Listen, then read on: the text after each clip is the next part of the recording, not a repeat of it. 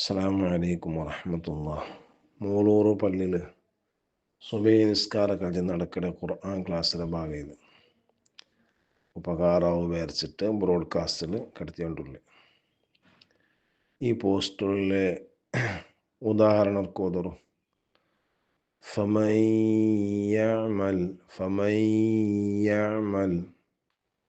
അവിടെ നോക്കറു അവിടെ ഉള്ള അങ്ങനെ ഫമൻ യാമലിൻ്റെ ഓതുമ്പൊത്തു നൂന് കേട്ടുത്താ ഇൽത്തലവിടെ നൂന് കണ്ടോണ്ടില്ലേ, ഓതുമ്പോൾ നൂന് കേട്ടോണ്ടില്ല.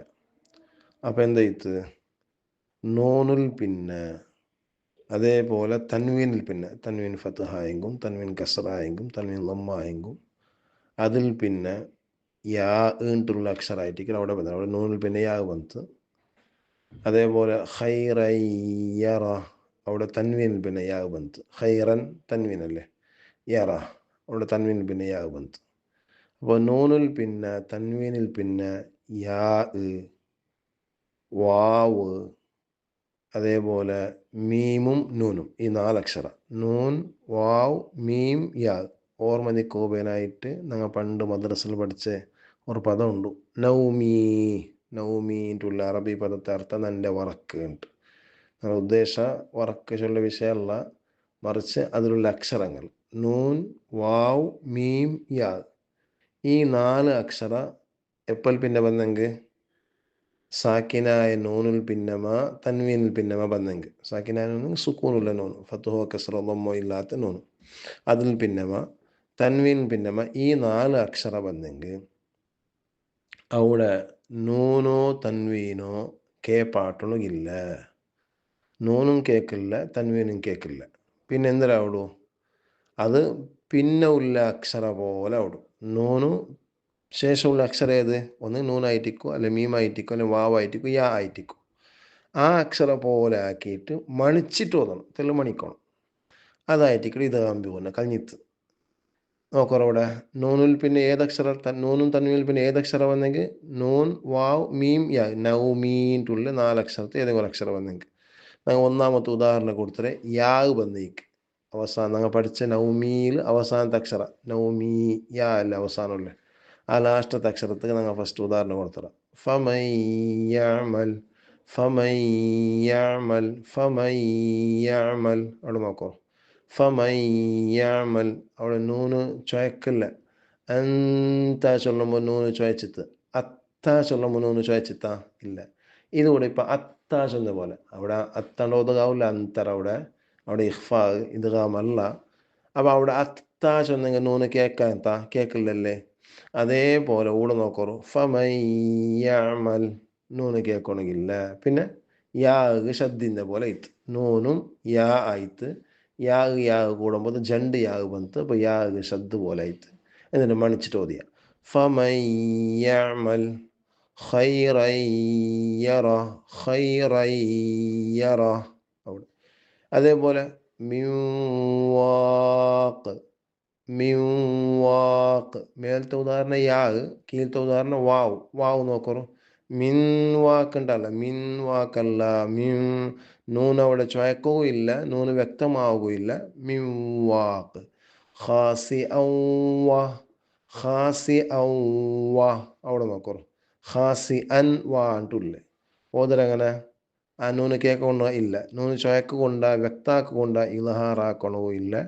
ഞങ്ങൾ മുന്നോട്ട് പഠിച്ച പോലെ ഇഹ്ഫാ ആക്കുകയും ഇല്ല. അപ്പം നൂനു കേൾക്കാണ്ട് പിന്നെ ഉള്ള അക്ഷര പോലെ നൂൻ്റെയും തൻവീൻ്റെയും മറിച്ചിട്ട് ആക്കിയിട്ട് അതൊക്കെ ശ്രദ്ധ കൊടുത്ത പോലെ അവിടെ രണ്ടക്ഷരം രണ്ട് ഒരേപോലത്തെ അക്ഷരം വരുമ്പോൾ അങ്ങനെ ഓതിരേക്ക് ഇത് ബിഹുന്ന ചൊല്ലി അർത്ഥായിട്ടിക്കൊണ്ട് വരയ്ക്കണ. അർത്ഥായിട്ടിന്നെങ്കിൽ അതൊന്നിങ്ങനെ ഖുർആാനിൽ എവിടെ നിങ്ങൾക്ക് കാണ്ട് എവിടെയുള്ള കിട്ടറ് ആ ഇത് കാമ്പിയൊന്നെ ഉദാഹരണം എവിടെയുള്ള പണ്ട് അവിടെ എല്ലാം ഒന്ന് ശ്രദ്ധിക്കണം.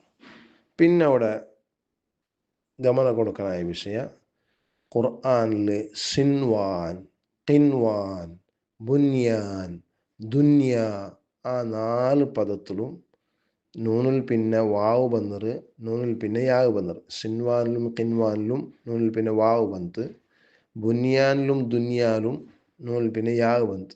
പക്ഷെ അവിടേക്ക് ഈ ഹുക്കുമ് ബാധകാവില്ല. കാരണം അത് ഒരേ പദത്തിൽ വന്നിട്ട് വേറെ വേറെ പദത്തിൽ വന്നിട്ടല്ല.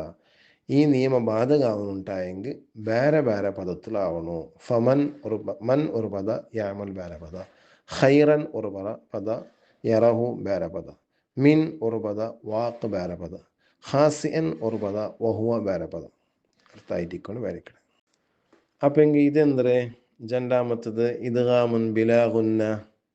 അത് അതേപോലെ ഇദ്ഗാമാക്കണു, പക്ഷെ മണിക്കൊണുകില്ല. ഇദ്ഗാമെന്ന് പഠിച്ചൊന്ന് അങ്ങനെ മണിക്കൊണു കൊണ്ട് അവിടെ മണിക്കൊണുകിന്ത് മണിച്ചിട്ട് ഓതുകിന്ത് ഇവിടെ മണിക്കൊണുകില്ല. നോക്കറു ഉദാഹരണം ഓതരാണ്. അൻ റആഹുണ്ടുല്ലേ ഓതനായ അൻ റആഹുണ്ട, അൻ റആഹുണ്ടല്ല. പിന്നെ അർ റആഹു നൂനില്ലേ ഇല്ല, നൂന് കേൾക്കണമെങ്കില്ല. അർ റആഹു അവിടെ മണിക്കു കൊണ്ട മണിക്കും ഇല്ല. ഇദ്ഗാമുണ്ട ഇദ്ഗാമുണ്ട്, ഇദ്ഗാമാക്കുണ്ട്. അൻ റആഹു അല്ല അർ റആഹു. ഇദ്ഗാമർത്തല്ലേ നൂനിൽ പിന്നെ റാഹു വന്നിട്ടാകുമ്പോഴത്തേക്കും നൂന് കേപ്പാട്ടും ഇല്ല, നൂന് വ്യക്തമാക്കുകയും ഇല്ല, നൂന് ഒനിപ്പാട്ടി വയ്ക്കുകയും ഇല്ല. അൻ റആഹുണ്ട് അങ്ങനെ അൻ റആഹുണ്ടല്ല അർ റആഹു അത് കയറ്റിക്കടെ ഇദ്ഗാമു ചൊല്ലി. പക്ഷെ ഊടൊന്നും ഇപ്പോൾ എന്തൊരു വ്യത്യാസ, അവിടെ മണിക്കൊയിന്ത് ഫമയ്യ ഫമയ്യ മണ്ടല്ല, അവിടെ ഫമയ്യ അങ്ങനെ മണിക്കൊയിന്ത് ഇവിടെ മണിക്കൊണകില്ല. അർ റആഹു.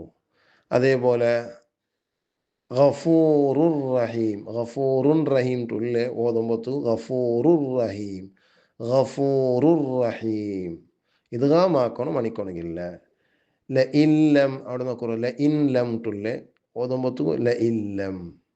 പിന്നെ തൻവീനിൽ പിന്നെ ലാം വന്നേക്കുതാണ്. ഹുദൻ ലിൽ മുത്തഖീൻ തുല്ലെ ഓതുമ്പത്തു ഹുദൻ ലിൽ മുത്തഖീൻ. അപ്പോൾ ഇദ്ഗാം ബിലാ ഗുന്നക എത്ര അക്ഷരമുണ്ടോ? 2 അക്ഷരം. ഇദ്ഗാം ബിഗുന്നക 4 അക്ഷരം. നൗമി നൂൻ വാവ് മീം യാ. ഇദ്ഗാം ബിലാ ഗുന്നക 2 അക്ഷരം. ഏതെല്ലാം? ലാം റാ 2 അക്ഷരം മാത്രം. ലാം റാ.